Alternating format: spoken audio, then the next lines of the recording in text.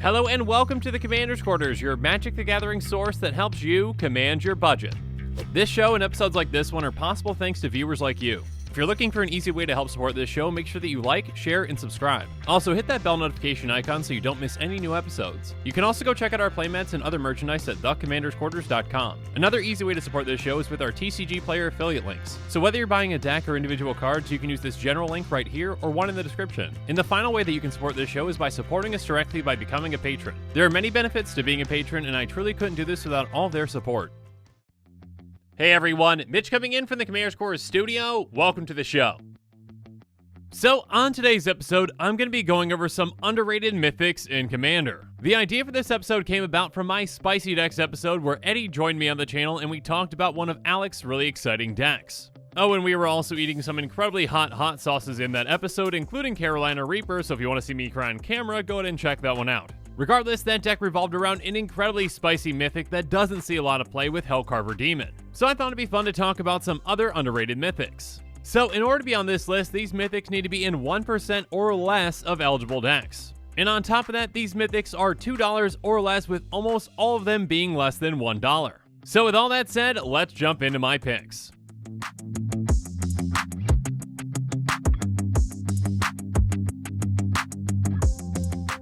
So first up, let's talk about Boneyard Parlay, which is currently just 33 cents. It's a sorcery for 5 black, and it says exile up to 5 target creature cards from graveyards. An opponent separates those cards into 2 piles. Put all cards from the pile of your choice onto the battlefield under your control and the rest into their owner's graveyards. So this is basically a reanimation fact or fiction. You get to pick the 5 creatures, then the opponent gets to pick the piles, and you get to pick whichever pile you prefer. So most of the time you're going to be getting between 1 and 4 creatures into play. And again, these can be from anyone's graveyard. So some of the most powerful options out there might not be your own. And like Fact or Fiction, you can also utilize this card in a political way. Maybe one player is willing to give you a really big pile to take down another opponent that's in the lead. I did say earlier that most of the time you're going to be getting between 1 and 4, but you do have the potential to get all 5. Again, if another player is really far ahead, that other opponent might be willing to make that kind of a deal. So this is a very affordable mythic that has a lot of applications, and it can really turn a game into your favor. But now let's move on to a somewhat similar black mythic with a similar price with Ghastly Conscription. It's a sorcery for 5 black, and it says exile all creature cards from target player's graveyard in a face-down pile, shuffle that pile, then manifest those cards. So basically, to manifest the card, you're putting it onto the battlefield face down as a 2/2, and you can turn it face up at any time for its mana cost if it is a creature card.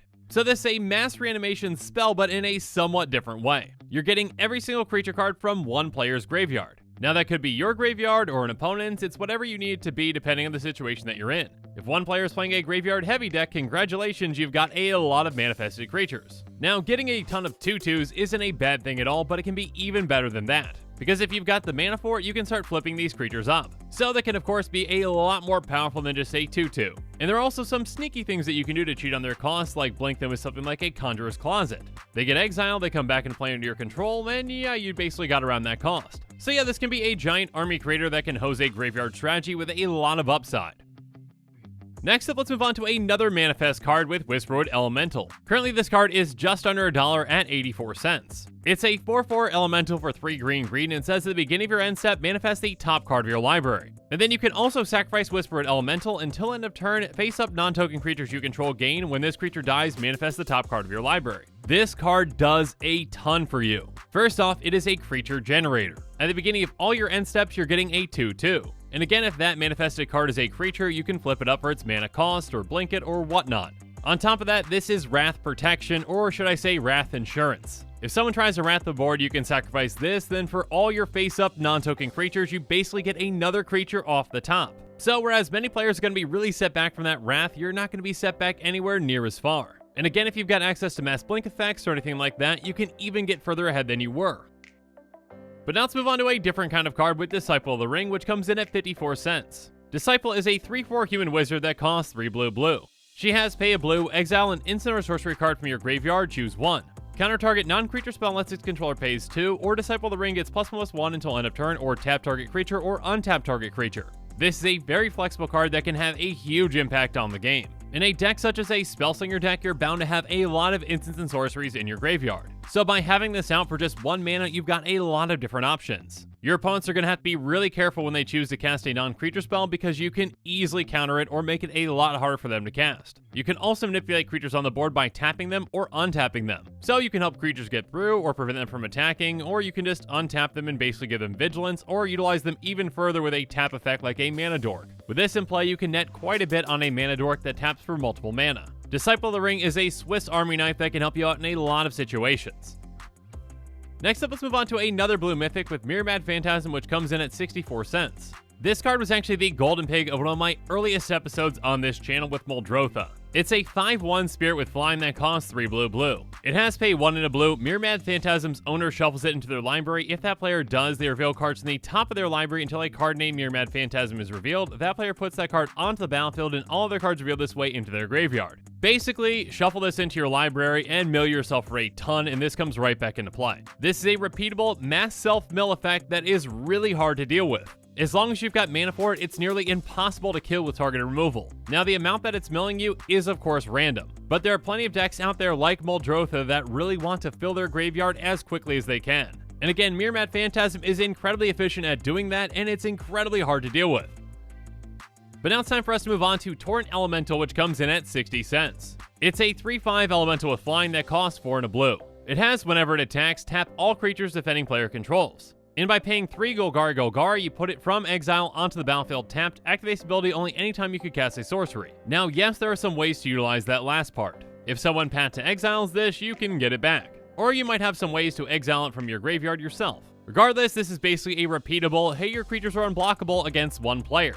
But it can actually be even more than that. Being able to tap down one player's creatures can leave them open to all other players. Again, it depends on who you're attacking and turn order, but if you're attacking the player on your right, then everyone else is going to get a chance to swing at them. This can be an incredibly powerful effect, and I think that this card might be overlooked simply because that second part is on this card. Players might not find that part useful or really want to build around that part, but you don't really need it. Being able to make your team unblockable repeatedly and then some is a very powerful thing. But now let's move on to a very different card with Harmonious Archon. Currently, this card comes in at just 59 cents. It's a 4/5 Archon with flying that costs 4 white. It says non-Archon creatures have base power and toughness 3/3, and when it enters the battlefield, we create 2 1/1 white human creature tokens. Now, this card is fantastic for a lot of reasons. First off, on its face, this is 10 power for 6 mana. Also, as a 4/5, this is basically then just guaranteed to be the biggest creature on the field. So unless your opponents are playing Archon Tribal, which they're not going to be, that's going to be the case. Now, this might appear to make things even among creatures, but you've got plenty of ways to take advantage of this or make your creatures even more powerful. For example, with some Anthem effects in play, every single one of your creatures is going to be bigger than all your opponent's creatures. Or maybe you've got a reverse Anthem effect that can make your opponent's creatures even smaller. And this card can especially be utilized in a token deck. If you've got a ton of 1/1s on the field, this is basically a fantastic +2/+2 Anthem. And now all your tiny tokens are just as big as your opponent's most threatening creatures. And even just think about First Strike. If you've got a way to give your entire team First Strike, they can kill anything on the board. There are an incredible amount of applications for this fantastic mythic rare. But now let's move on to Nova Blast Worm, which comes in at just under $2 at $1.84. It's a 7/7 worm for 3 green, white, and it says, when it attacks, destroy all other creatures. So yeah, this card is pretty straightforward. It basically just blows everything else up. This is a repeatable board wipe on a creature, and a 7/7 body repeatable board wipe is not a bad thing. Of course, you can have plenty of ways to take advantage of this as well. You're in both white and green, so you've got access to spells that can give your creatures indestructible or regenerate them, etc, etc. So you can even essentially turn this into a repeatable one-sided board wipe. If your opponents don't deal with this, then they're not going to be able to get any creatures out there without those creatures just being blown away. And finally, let's talk about Mere Sigil Sergeant, which comes in at $1.83. Mere Sigil Sergeant is a 4/4 Rhino Soldier with trample that costs 5 and a white.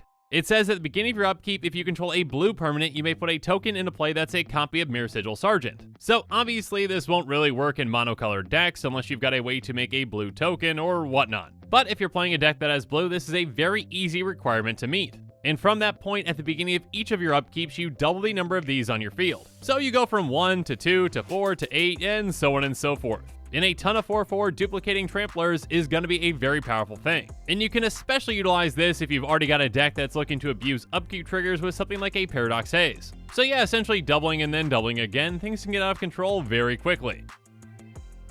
I hope that you enjoyed this episode on Underrated Mythics, and again, if you haven't seen the Spicy Decks episode, make sure you check that one out. It's an episode that really shows off how an underrated mythic like Hellcarver Demon can be the golden pig of a deck and can really do some powerful things. And again, it's also an episode where you get to see me cry on camera because I cannot handle hot sauce. And with that, the show is coming to a close, so it's my turn to hear from you. So the comments below, let me know your thoughts on this episode are, and as always, thanks again and have a good one.